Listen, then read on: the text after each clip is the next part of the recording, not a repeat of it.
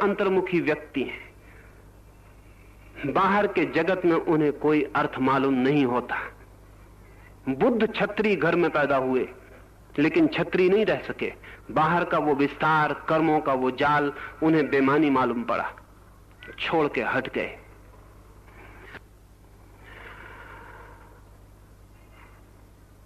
अगर ब्राह्मण के घर में भी बहिर्मुखी व्यक्ति पैदा हो जाए, जैसे परशुराम, तो ब्राह्मण नहीं रह सकता, क्षत्रिय हो जाएगा।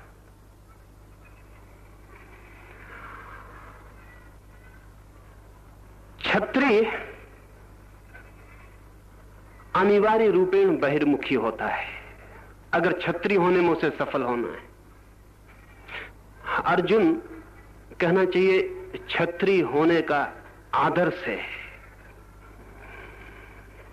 क्षत्रिय जैसा हो सकता है वैसा व्यक्तित्व है।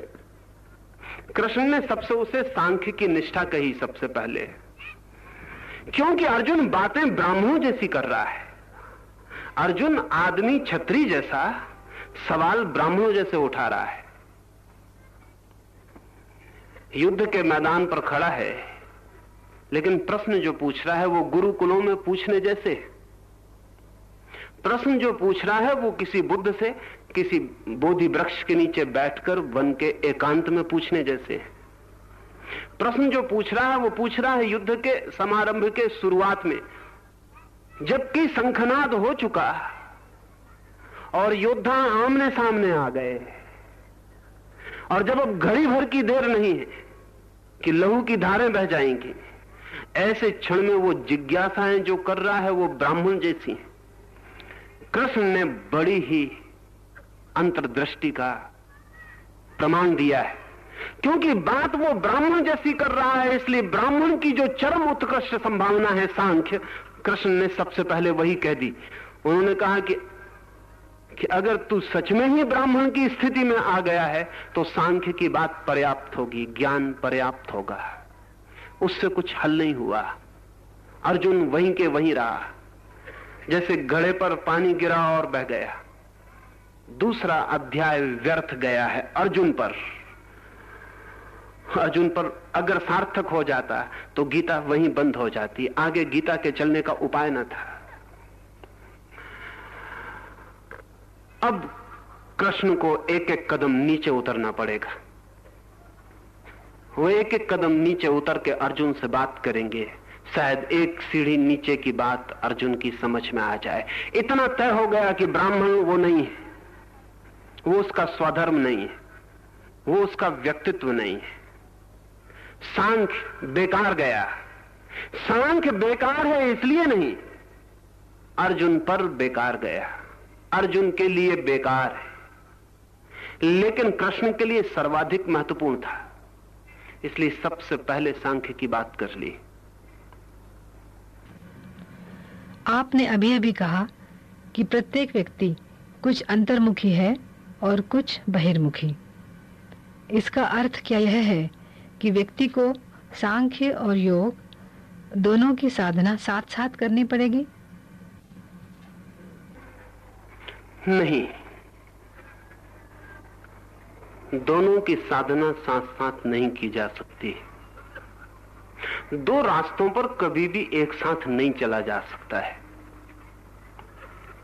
और जो दो रास्तों पर एक साथ चलेगा वो कहीं भी नहीं पहुंचेगा, चल ही नहीं सकेगा। न दो नावों पर एक साथ सवार हुआ जा सकता है, और जो दो नावों पर एक साथ सवार होगा वो सिर्फ डूबेगा, वो कहीं पहुंच नहीं सकता है। जब मैंने कहा कि व्यक्ति में मात्राएं, तो जिस व्यक्ति में जिस तत्व की ज्यादा मात्रा है उसे उसी मार्ग पर जाना होगा। मार्ग तो एक ही चुनना होगा। अगर वो बहिर्मुखी है अधिक मात्रा में तो योग मार्ग है, अगर अंतर्मुखी है अधिक मात्रा में तो सांख्य मार्ग है। मार्ग तो चुनना ही होगा, दोनों पर नहीं चला जा सकता। और इसलिए एक बात और आपसे कह दूं, इसीलिए जो व्यक्ति जिस मार्ग से पहुंचेगा वो बलपूर्वक कहेगा कि मेरा ही मार्ग ठीक है, उसके कहने में कोई गलती नहीं है, वो पहुंचा है उस मार्ग से। और वो बलपूर्वक ये भी कहेगा कि दूसरे का मार्ग ठीक नहीं है, जानते हुए भी कि दूसरे का मार्ग भी ठीक है। पर ऐसा क्यों कहेगा? क्योंकि अगर वो ऐसा कहे कि वो मार्ग भी ठीक है, ये मार्ग भी ठीक है, तो जिन लोगों को मार्ग पर चलना है उनके लिए चुनाव कठिन होता चला जाता है। इसलिए दुनिया में जब से इक्लेक्टिक रिलीजन पैदा हो गए, जैसे थियोसॉफी, जिसने कहा कि सब मार्ग ठीक है, तो उस मार्ग पर कोई आदमी चला नहीं कभी। हाँ, लोग किताब पढ़ लिए, जब सब मार्ग ठीक है तो चुनाव मुश्किल हो गए।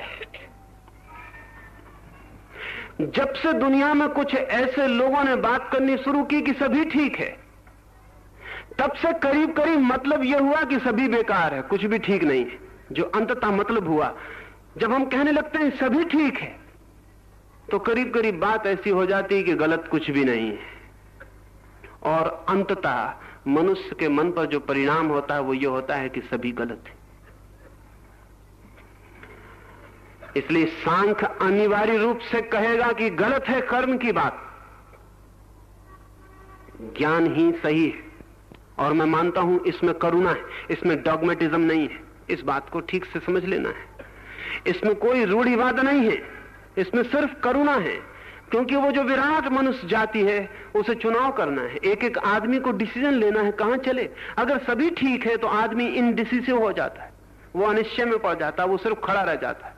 अगर चौरस्ते पे आप किसी से पूछें कि कौन सा रास्ता नदी पहुंचता है, और वो कहे कि सभी रास्ते नदी पहुंचते हैं, तो बहुत संभावना यह है कि आप चौरस्ते पर खड़े रह जाएं और दूसरे आदमी की प्रतीक्षा करें जो एक रास्ता बता सकता हो।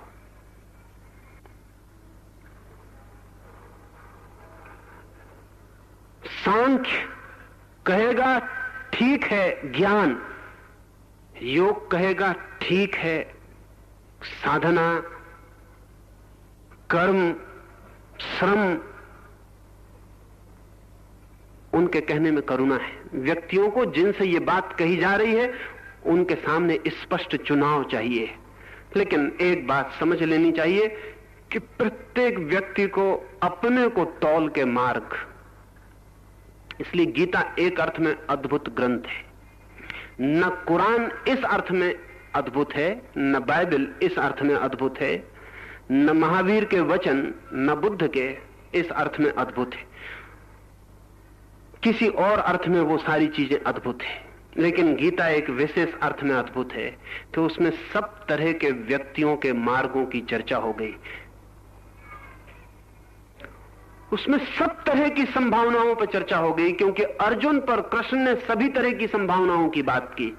एक एक संभावना बेकार होती गई, वो दूसरी संभावना की बात करते चले गए। ऐसे अर्जुन के बहाने कृष्ण ने प्रत्येक मनुष्य के लिए संभावना का द्वार खोल दिया है। लेकिन उससे उलझन भी पैदा हुई। उलझन यह पैदा हुई कि कृष्ण जब सांख्य की बात करते हैं तो वो कहते हैं सांख्य परम है। तब वो ऐसे बोलते हैं जैसे वो सांख्य स्वयं है। बोलना ही पड़ेगा। जब वे योग की बात करते हैं तो लगता है योग परम है। जब वे भक्ति की बात करते हैं तो लगता है कि भक्ति परम है। इससे एक उपद्रव जरूर हुआ। वो उपद्रव यह हुआ कि भक्त ने पूरी गीता में से भक्ति निकाल ली भक्ति,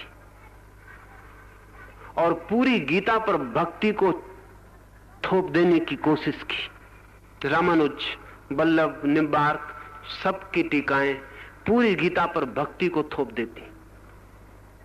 ज्ञानियों ने ज्ञान निकाल लिया और पूरी गीता पर ज्ञान थोपने की कोशिश की। शंकर, कर्मियों ने कर्म निकाल लिया, तिलक, और पूरी गीता पर कर्म को थोपने की कोशिश की। लेकिन कोई भी इस सत्य को ठीक से नहीं समझ पाया कि गीता समस्त मार्गों का विचार है। और जब एक मार्ग की कृष्ण बात करते हैं तो उस मार्ग से वे इतने लीन और एक हो जाते हैं कि वे कहते हैं परम है, यही परम है। जब अर्जुन पर वो व्यर्थ हो जाता तब वे दूसरे मार्ग की बात करते हैं। तब वे अर्जुन से फिर कहते हैं यही परम है, दिस इज द अल्टीमेट, यही सत्य है पूर्ण। क्योंकि अर्जुन को वो फिर चाहते हैं कि इसे चुन ले, और अर्जुन वैसे ही अनिश्चय मना है। अगर कृष्ण भी स्यातवाद में बोले कि शायद ये ठीक है, शायद वो ठीक है, तो अर्जुन के लिए चुनाव असंभव है। अगर कृष्ण ये कहेंगे वो भी ठीक है, ये भी ठीक है, किसी के लिए वो ठीक है, किसी के लिए ये ठीक है, कभी वो ठीक है, कभी ये ठीक है, तो अर्जुन जो इनडिसीजन में पड़ा है, जो अनिर्णय में पड़ा है, जो चिंता में पड़ा है, जिसे मार्ग नहीं सूझता, उसके लिए कृष्ण मार्ग नहीं बना सकेंगे, मार्ग नहीं दे सकेंगे।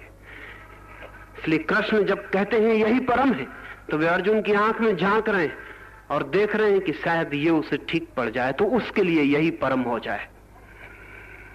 इसलिए गीता विशिष्ट है इस अर्थ में कि अब तक सत्य तक पहुंचने के जितने द्वार हैं, कृष्ण ने उन सब की बात की है, लेकिन वो बात सिंथेटिक नहीं है, वो बात गांधी जी जैसी नहीं है, वो बात ऐसी नहीं है कि वो भी ठीक है ये भी ठीक है। कृष्ण कहते हैं जो ठीक है उसके लिए वो परम रूप से ठीक है, बाकी उसके लिए सब गलत है। दूसरा किसी के लिए ठीक है तो वो उसके लिए परिपूर्ण रूप से ठीक है, एब्सोल्यूट निरपेक्ष ठीक है, और बाकी उसके लिए सब गलत है। गीता बड़ी हिम्मतवर किताब है, और इतने हिम्मत के लोग कम होते हैं जो अपनी ही बात को, जिसे उन्होंने 2 क्षण पहले कहा, 2 क्षण बाद कह सकें कि वो बिल्कुल गलत है, ये बिल्कुल ठीक है, और 2 क्षण बाद इसको भी कह सकें ये बिल्कुल गलत है, और अब जो मैं कह रहा हूं वही बिल्कुल ठीक है। इतना असंगत होने का साहस केवल वही लोग कर सकते हैं जो भीतर रूप से परम संगति को उपलब्ध हो गए, और अन्य लोग नहीं कर सकते। ये तो बार बार ख्याल में आएगा आपको कि कृष्ण जब भी जो कुछ कहते हैं एब्सोल्यूट निरपेक्ष कहते हैं, जब जो कुछ कहते हैं उसे पूर्णता से कहते हैं। ख्याल यही है कि वो इतनी पूर्णता में ही अर्जुन के लिए चुनाव बन सकता है, अन्यथा चुनाव नहीं बन सकता है। इसलिए दुनिया में जब से बहुत कम हिम्मत के दयालु लोग पैदा हो गए हैं जो कहते हैं ये भी ठीक है वो भी ठीक है, सब ठीक है, और सबकी खिचड़ी बनाने की कोशिश में लगे हुए हैं, तब से उन्होंने न हिंदू को ठीक से हिंदू रहने दिया, न मुसलमान को ठीक से मुसलमान रहने दिया, न अल्लाह के पुकारने में ताकत रह गई, न राम को बुलाने में हिम्मत रह गई। अल्लाह ईश्वर तेरे नाम बिल्कुल इंपोर्टेंट हो जाते, बिल्कुल मर जाते, उसमें कोई ताकत नहीं रह जाती, उसमें कोई ताकत ही नहीं रह जाती। एक व्यक्ति के लिए उसका निर्णय सदा परम होता है। वो निर्णय उसी तरह का है कि मैं किसी स्त्री के प्रेम में पड़ जाऊं तो उस प्रेम के क्षण में मैं उसे कहता हूं कि तुझसे ज्यादा सुंदर और कोई भी नहीं, और ऐसा नहीं है कि मैं उसे धोखा दे रहा हूं, ऐसा मुझे उस क्षण में दिखाई ही पड़ता है। ऐसा भी नहीं है कि कल मैं इसे बदल जाऊंगा तो आप कहें कि कल आप बदल गए तो उस दिन आपने धोखा दिया था, नहीं,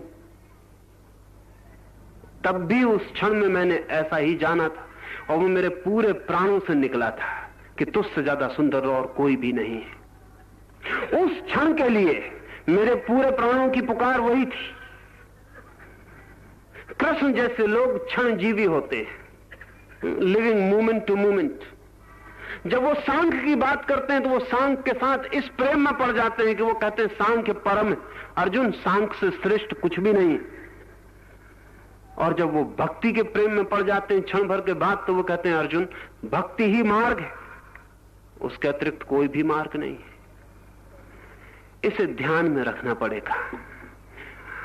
इसमें कोई तुलनात्मक, कोई कंपैरेटिव बात नहीं है। जब कृष्ण कहते हैं सांख्य परम है, या जब मैं कहता हूं किसी स्त्री से कि तुझसे सुंदर और कोई भी नहीं है, तब मैं दुनिया की स्त्रियों से उसकी तुलना नहीं कर रहा। असल में मेरे लिए वो अतुलनीय हो गई है, इसलिए दुनिया में कोई स्त्री उसके मुकाबले नहीं। तुलना नहीं कर रहा, मैं कोई कंपेयर नहीं कर रहा, सारी तस्वीरें रख के जांच नहीं कर रहा कि इससे सुंदर कोई स्त्री है या नहीं। न मैंने सारी दुनिया की स्त्रियां देखी हैं, न जानने का सवाल है, न इस क्षण में मेरे पूरे प्राणों की आवाज यह है कि तुझसे सुंदर और कोई भी नहीं। वो सिर्फ मैं ये कह रहा हूं कि मैं तुझे प्रेम करता हूं, और जहां प्रेम है वहां परम एब्सोल्यूट प्रकट होता है। और कृष्ण जब सांख्य की बात करते हैं तो वो सांख्य के साथ उसी तरह प्रेम में है जैसे कोई प्रेमी। और अगर इतने प्रेम में ना हो तो गीता में इतने प्राण नहीं हो सकते थे। तब किताब भगवत गीता नहीं कही जा सकती थी, तब वो भगवान का वचन नहीं कही जा सकती थी। भगवान का वचन वो इसीलिए कही जा सकी, वो इसीलिए गीत गोविंद बन गई, सिर्फ इसीलिए कि प्रतिपल कृष्ण ने जो भी कहा उसके साथ वे इतने एक हो गए कि रत्ती भर का फासला ना रहा। सांख्य की बात करते वक्त वे सांख्य हो जाते, भक्ति की बात करते वक्त वे भक्त हो जाते, योग की बात करते वक्त वे महायोगी हो जाते। अतीत गिर जाता, भविष्य शेष नहीं रहता, जो सामने होता है उसके साथ वे पूरे एक हो जाते। इसे ख्याल में रखेंगे तो उनके वचन तुलनात्मक नहीं है। एक अध्याय दूसरे अध्याय से तुलना नहीं की गई, एक श्रृंखला दूसरी श्रृंखला से, एक निष्ठा दूसरी निष्ठा से तौली नहीं गई। प्रत्येक निष्ठा अपने में परम है। निश्चित ही जो भी उस निष्ठा से पहुंचता है उसके लिए उससे श्रेष्ठ कोई निष्ठा नहीं रह जाती। बहिर्मुखी व्यक्ति साधना करते करते यदि अंतर्मुखी होता जाए तो क्या अपना रास्ता जीवन में आगे जाकर उसे बदलना चाहिए? नहीं, ऐसा होता नहीं। बहिर्मुख व्यक्ति बढ़ते बढ़ते सारे ब्रह्म से एक हो जाता है। बहिर्मुख व्यक्ति बढ़ते बढ़ते उस जगह पहुंच जाता है जहां बाहर कुछ शेष नहीं रहता, सारे बाहर से उसका एकात्म हो जाता है। जिस दिन सारे बाहर से उसका एकात्म हो जाता उस दिन भीतर भी कुछ नहीं रह जाता, बाहर भी कुछ नहीं रह जाता, लेकिन वो बाहर के साथ एक होकर स्वयं को और सत्य को पाता है। तब वो कहता है ब्रह्म मैं हूं। वो सारे ब्रह्म से एक हो जाता है। पूर्ण मैं हूं, तब वो पूरे पूर्ण से एक हो जाता है। तब चांद तारे उसे अपने भीतर घूमते हुए मालूम पड़ते। अंतर्मुखी व्यक्ति भीतर डूबते डूबते इतना भीतर डूब जाता है कि भीतर भी नहीं बचता, शून्य हो जाता है। तब वो कह पाता है मैं हूं ही नहीं। जैसे दिए की लौ बुझ गई और खो गई, ऐसा ही सब खो गया। बहिर्मुखी व्यक्ति अंततः पूर्ण को पकड़ पाता है, अंतर्मुखी व्यक्ति अंततः शून्य को पकड़ पाता है, और शून्य और पूर्ण दोनों एक ही अर्थ रखते। लेकिन बहिर्मुखी व्यक्ति बाहर की यात्रा कर करके पहुंचता है, अंतर्मुखी व्यक्ति भीतर की यात्रा कर करके पहुंचता है। बहिर्मुखी व्यक्ति अंतरी है, अंतर्मुखी व्यक्ति बाहर को भूलते भूलते इतना भूल जाता है कि बाहर कुछ बचता ही नहीं। और बड़े मजे की बात है कि बाहर और भीतर दोनों एक साथ बचते हैं, एक नहीं बच सकता दो में से। इसलिए एक खोता है तो दूसरा तत्काल खो जाता है। अगर आप बाहर ही बाहर बचे और भीतर कुछ न बचे तो बाहर भी खो जाएगा, क्योंकि बाहर फिर किसका बाहर होगा? उसके लिए एक भीतर चाहिए, भीतर के कारण ही वो बाहर है। अगर भीतर ही बचे और बाहर बिल्कुल ना बचे तो उसे भीतर कैसे कहिएगा? वो किसी बाहर की तुलना और अपेक्षा में भीतर है। असल में जैसे आपके कोट का खीसा है, उसका एक हिस्सा भीतर है जिसमें आप हाथ डालते, और एक हिस्सा उसका बाहर है जो लटका हुआ है। क्या आप सोच सकते हैं कि कभी ऐसा हो जाए कि खीसे का भीतर ही भीतर बचे और बाहर ना बचे? आपका घर है, कभी आप सोच सकते हैं कि घर का भीतर ही भीतर बचे और घर का बाहर ना बचे? अगर भीतर ही भीतर बचे और बाहर ना बचे तो भीतर भी ना बचेगा। अगर बाहर ही बाहर बचे और भीतर न बचे तो बाहर भी ना बचेगा।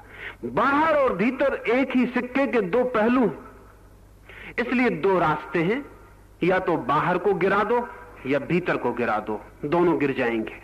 और तब जो शेष रह जाएगा, जो बाहर और भीतर दोनों में था, जो बाहर और भीतर दोनों के पार भी था, वो जो बचेगा उसे हम ब्रह्म कहें अगर हमने बाहर से यात्रा की हो, या उसे हम शून्य कहें, निर्वाण कहें अगर हमने भीतर से यात्रा की हो।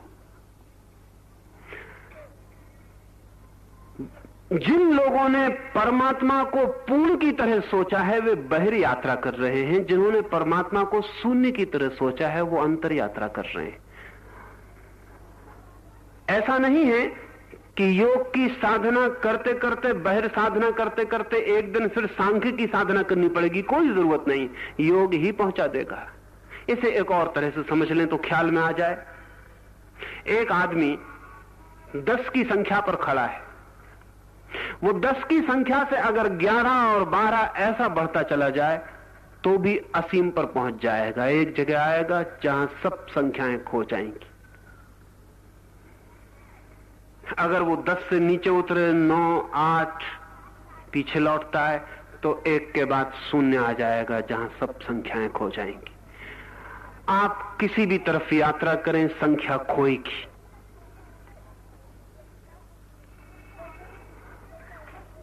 और जब संख्या खो जाएगी तो आपने कहां से यात्रा की थी इससे कोई फर्क नहीं पड़ेगा। जो बचेगा संख्या के बाहर वो एक ही होने वाला है।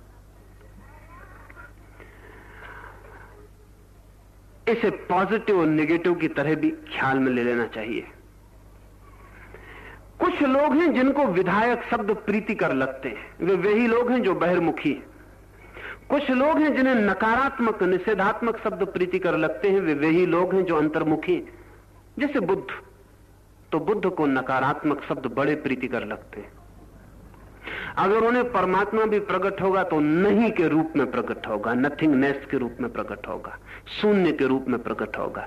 इसलिए बुद्ध ने अपने मोक्ष के लिए जो नाम चुना वो है निर्वाण। अब निर्वाण का मतलब होता है दिए का बुझ जाना। जैसे दिया बुझ जाता है, बस ऐसे ही एक दिन व्यक्ति बुझ जाता है, तब जो रह गया वो निर्वाण।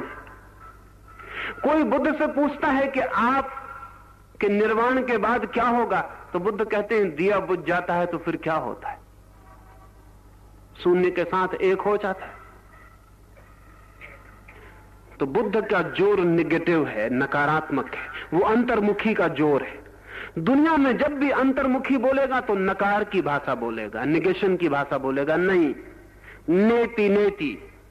वो कहेगा ये भी नहीं, ये भी नहीं, ये भी नहीं। उस जगह पहुंचना है जहां कुछ भी ना बचे। लेकिन जहां कुछ भी ना बचे वहीं सब कुछ बचता है।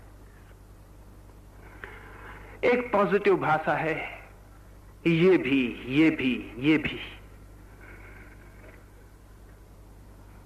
अगर सब जुड़ जाए तो जो बचता है वो भी सब कुछ है।